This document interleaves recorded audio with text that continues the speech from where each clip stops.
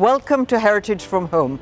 I'm Amita Baig. I'm the Executive Director of World Monuments Fund India, and I'm delighted to welcome you to the Osmania Darbar Hall, where we've been working for close on 20 years. This was, in real terms, the British statement in the Nizam's territories. The Nizam then was one of the wealthiest princes of India and one of the most powerful. It was built 210 years ago by the then resident James Achilles Kirkpatrick, the first British resident to the court of the Nizam. But the British resident was not just a colonial power, he was the White Mughal, as so well explained in William Dalrymple's book. He was completely immersed in Indian culture, he adopted Indian ways, and perhaps more romantically, he fell in love with an Indian noblewoman. And this was unacceptable. It was unacceptable to his British employers as much as it was unacceptable to the Indian nobility. So both had crossed the Rubicon. Both wound up outcast, and this extraordinary building was built, along with building a small palace for her within the campus. And they had 2 children. Sadly, they only spent a few years here. And unfortunately, Kirkpatrick died quite young. He had to go to Calcutta to explain to the then governor why he had deviated from the straight and narrow. And shortly after, Khairun-Nisa died and her children went back to the UK. So the building resonates with romance, with being different, with being out of line with in either India or in England of the time. It's a wonderfully evocative building, built at this immense height and scale and sort of colonial fervor of having a building higher than the Nizam of Hyderabad. But many other residents came, and over time the building was expanded, increased, developed over the years to be the center of British power right up to the early 20th century, when it was handed back to the Nizam and at independence became the Osmania Women's College. And today, on completion of the restoration, we're delighted that it has become the first women's university in the state. It was in 2014, when a section of the building collapsed, that World Monuments stepped in with a substantive investment in the building, and over the last 6 or 8 years, we've brought it back inch by inch.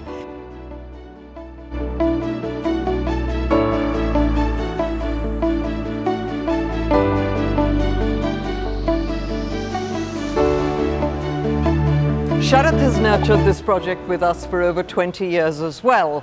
He has stewarded it through thick and thin, and on some days it was really thin. For me, where Sharath was extraordinary was that it took us 1 year to restore this porch. Maybe you'd like to talk about how difficult the challenge was. It took us nearly a year to restore the entrance porch, which is the north porch. Also, the historic flooring here, monolithic pillars, brick pillars, which are in the front of the north porch. The ceiling is made of pressed metal sheets, which were made in England in those days in a factory and shipped here. So in those days, the practice is to have these pressed metal ceilings and ship it across the world as per the sizes what is required. We had to find a vendor who is ready to make a custom size ceiling panels and restore the deteriorated and missing parts of it. I think to me what was extraordinary was the recovery of these capitals. They are of an immense scale, and the scaffolding was some 40 feet high, and these men came from Rajasthan, if I recall, restored them inch by inch. They looked all right, but when they started touching them, they just crumbled before their eyes. We actually could never visualize the scale of it.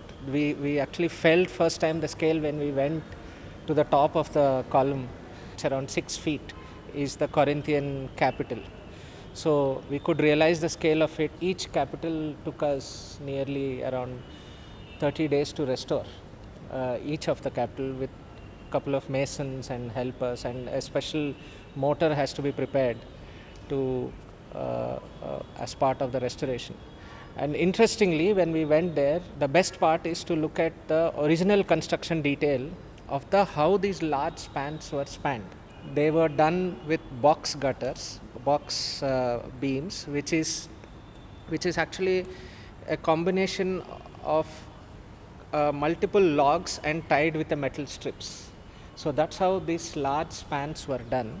This has a king post roof truss, which actually is the main roof supporting the entrance porch. So the challenges were actually to understand the original construction system and try maintain the authenticity of the original construction system. What was really fun was, little anecdotes here, is to get the really fine plaster to do this, they used a domestic kitchen grinder. And it's little innovations like that that make every project so unique and distinct.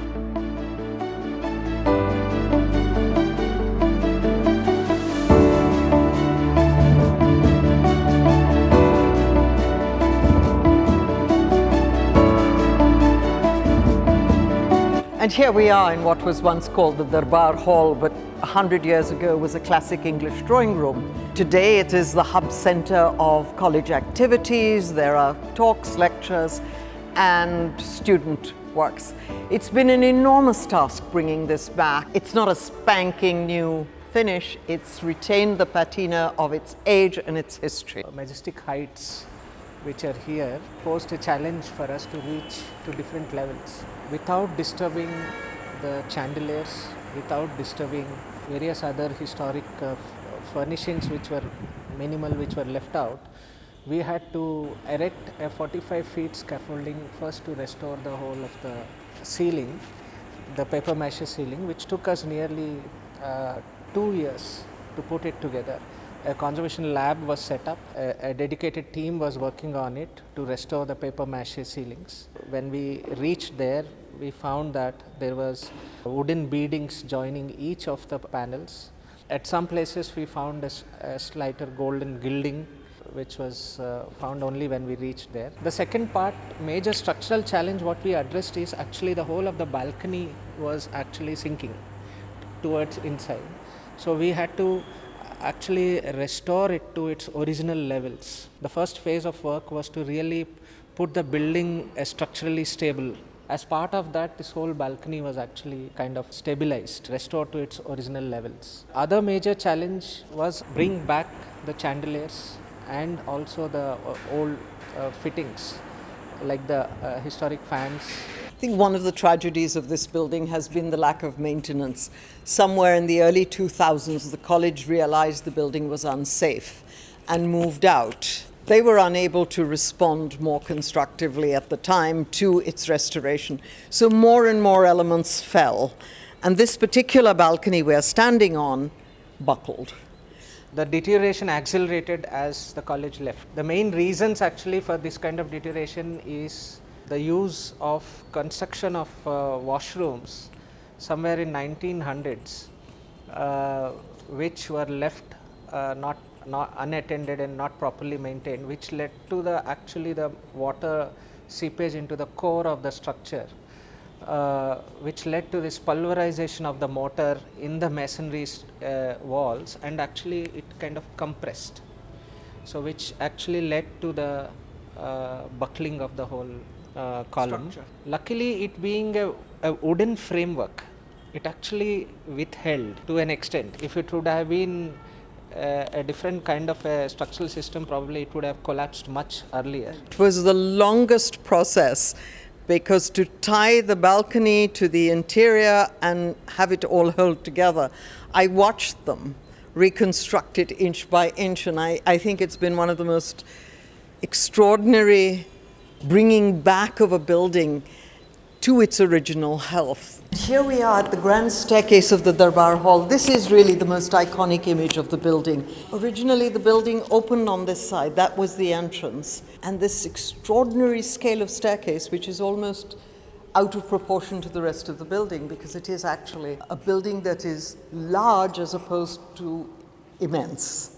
But this staircase is what sort of is the image of the Darbar Hall. And one of the really satisfying things about this is I think we did minimal work here. It was a question of tidying it up and cleaning it up. There was no major conservation. It had no structural distress. We're at the south facade of Osmania. This was the original entrance to the building. There was an inherent relationship that the residents saw with the river and perhaps the Nizam estates beyond.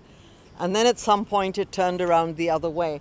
And so bits of the building were always added onto and deteriorated the fabric of the entire structure. It was a very conscious decision which was taken to remove this dining block. Anyway, it was in a deteriorated state. The value addition what brings out, we could see it today, because it actually brings the original grandeur to this whole central mall space.